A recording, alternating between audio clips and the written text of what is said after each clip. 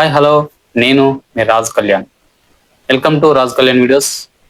మీ ముందుకు ఈరోజు ఒక మంచి వీడియోతో మీ ముందుకు వచ్చాను. మంచి ఇన్ఫర్మేషన్ తోటి తీసుకొచ్చాను.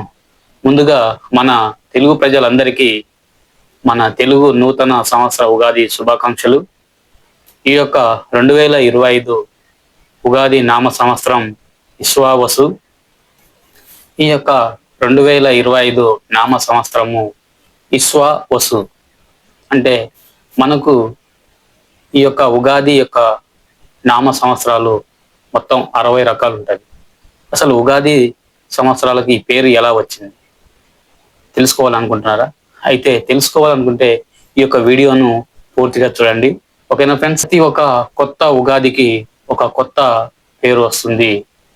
ఆ పేరు ఎలా వస్తుంది అనేది తెలియదు. ఉగాది పండుగ అంటే ఉగాది పండుగలకని జరుపుకుంటారు.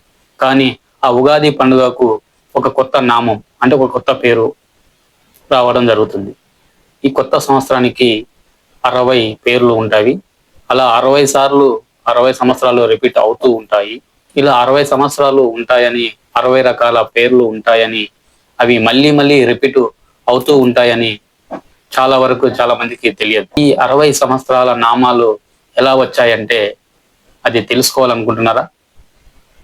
ఈ 60 సంవత్సరాల్లో విభవ, ప్రభవ, శుక్ల అంటూ మొదలెడితే లాస్ట్ అక్షయ 65 తెలుసుకోవాలి అని మీకు ఉంటే ఈ యొక్క వీడియోని పూర్తిగా చూడండి. ఇంకా వీడియోలోకి ముందుగా వెళ్తే మనం యుగాలు యుగాలు యుగాలు వెనక్కి వెళ్తే ఒకానొక సమయంలో నారద మునేంద్రుడు ఉంటారు కదా.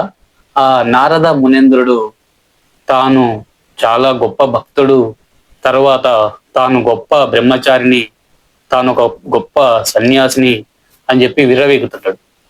ఆ సమయంలో విష్ణుమూర్తికి ఏమనిపిస్తుందంటే ఈ యొక్క నారద మునీంద్రుడు బాగా విర్రవీగుతున్నాడు, తనంతటి భక్తుడు లేడు, తనంతటి బ్రహ్మచారి, తనంతటి సన్యాసి అసలు ఈ లోకంలోనే లేడు అనుకుంటున్నాడు. అలా అనుకొని విర్రవీగుతున్నాడు. అసలు ఇతనికి భక్తి అంటే ఏంది, జ్ఞానోదయం చేయాలి అని మహాప్రభు విష్ణుమూర్తి తలుస్తాడు. తలిచిన వెంటనే విష్ణుమూర్తి నారద మునేంద్రుడి దగ్గరికి బయలుదేరుతాడు. తక్షణమే నారద మునేంద్రుడిని కలుసుకొని అప్పుడు విష్ణుమూర్తి నారదుడికి ఎలాగైనా జ్ఞానతత్వం కలిగజేయాలని ఒక కపట నాటకం మొదలు పెడతాడు. అప్పుడు విష్ణుమూర్తి నారద మునేంద్రుడిని కలుసుకొని ఒక పారే నది దగ్గరికి తీసుకెళ్తాడు. తీసుకెళ్లి ఆ విష్ణుమూర్తి నారద మునేంద్రుడిని ఈ యొక్క నదిలోకి దిగి 3 మునకలేసి బయటికి రామని చెప్తాడు. అప్పుడు ఈ యొక్క నారద మునేంద్రుడు విష్ణుమూర్తి యొక్క మాటకు జవదాటకుండా విష్ణుమూర్తి యొక్క మాటను ఆజ్ఞగా తీసుకొని తాను విష్ణుమూర్తి చెప్పిన ప్రకారం నదిలోకి దిగి 3 మునకలు వేసి బయటికి రావడానికి నదిలోకి దిగుతాడు. అయితే 1వ మునుగా వేసిండు, 2వ మునుగు మునిగాడు, 3వ మునుగు మునిగి బయటికి తేలేలోపు విష్ణుమూర్తి మాయమైపోయాడు. నారద మునేంద్రులాగా కాకుండా ఒక అందమైన స్త్రీ రూపంలో బయటికి తేలుతుంది. ఆలోపే నారద మునేంద్రుడు తన గతాన్ని మొత్తం మర్చిపోతాడు. అప్పుడు ఆ యొక్క శ్రీమూర్తి ఆ యొక్క నదిలో నుంచి బయటికి వస్తుంది. అదే సమయంలో అక్కడికి ఒక రాజు ఒక జింకను వేటాడుతూ అక్కడికి రావటము, ఆ జింక ఎటో వెళ్ళిపోవటము, తన అందానికి మైమర్చిపోతాడు. తర్వాత ఆ యొక్క శ్రీమూర్తి కూడా ఆ యొక్క రాజును చూసి మోహించి ఆ యొక్క రాజును వివాహం చేసుకుంటుంది. తాను ఆ యొక్క సంసార సాగరంలోకి అడుగు పెడుతుంది.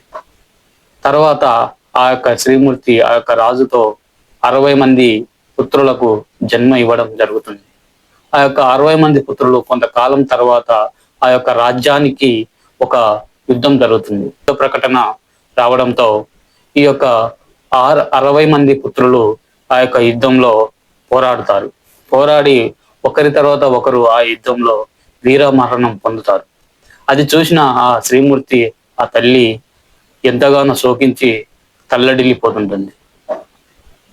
అలాంటి సమయంలో విష్ణుమూర్తి మళ్ళీ ప్రత్యక్షమై ఆ యొక్క శ్రీమూర్తిని మళ్ళీ నారద మునేంద్రులుగా మారుస్తాడు. మార్చిన తర్వాత ఆమెకు ఇంకా గతం అనేది మాయ చేయడు.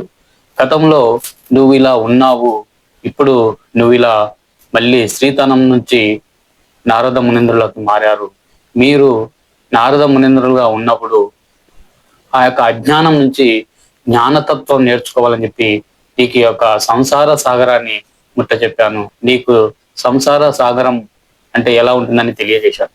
కాబట్టి నీవు మళ్ళీ నారద మునీంద్రులాగా ఇప్పటి యొక్క నీ యొక్క తనువుతో నువ్వు విరజిల్లుతావు అని చెప్పి. మరి అప్పుడు నారద ముని నా యొక్క 60 మంది పుత్రులు మరి ఏమైపోయారు, వారిని ఎలా అని అడగగా, నీ యొక్క 60 మంది పుత్రులు ఈ యొక్క కాలచక్రంలో ఒక సంవత్సరం తర్వాత ఒక సంవత్సరము వస్తూ ఉంటారు. ప్రభవ, విభవ, శుక్ల ఇలా 60 మంది లాస్ట్ లో అక్షయ. ఈ యొక్క 60 మంది కాలచక్ర గమనంలో ఒక సంవత్సరం తర్వాత ఒక సంవత్సరం 60 సంవత్సరాలు పూర్తవగా మళ్ళీ ప్రభవ విభవ అని మొదలవుతుంది. ఇలా ఈ యొక్క కాలచక్ర గమనంలో ప్రతిబింబిస్తూనే ఉంటారు అని చెప్పి ఆ విష్ణుమూర్తి మాయమైపోతాడు. అలా నారద మునేంద్రుడు అలా విర్రవీగటం వల్ల ఈ యొక్క జ్ఞానతత్వాన్ని తెలియజేయడం కోసమే ఆ యొక్క మహావిష్ణు ఈ యొక్క కపట నాటకాన్ని మొదలుపెట్టి మన యొక్క యుగంలో 60 సంవత్సరాలను సృష్టించాడు. ఈ యొక్క 60 సంవత్సరాలే మన జీవ కాలచక్రంలో రిపీట్ అవుతూ ఉంటాయి. ఓకేనా ఫ్రెండ్స్, ఈ యొక్క 60 సంవత్సరాలు ఉన్న పేర్లు ప్రభవ, విభవ, శుక్ల ఇలా చాలా పేర్లు ఉంటాయి. లాస్ట్ కు అక్షయ 60వ నెంబరు అక్షయ. ఈ యొక్క 2025 సంవత్సరము యొక్క నామ సంవత్సరము విశ్వవసు. ఈ ఇన్ఫర్మేషన్ నచ్చినట్లయితే ఈ యొక్క వీడియోకు లైక్ చేస్తారని, అలాగే కామెంట్ చేసి సబ్స్క్రైబ్ చేసుకుంటారని కోరుకుంటున్నాను. అలాగే మన తెలుగు ఉగాది నామ సంవత్సరం అందరికీ ఆరోగ్యాలు, ధన సంపదలు ఇవ్వాలని కోరుకుంటూ ఈ యొక్క వీడియోను ముగిస్తున్నాను. Thank you friends. అందరికీ మరొకసారి ఉగాది శుభాకాంక్షలు. జై హింద్, జై శ్రీరామ్.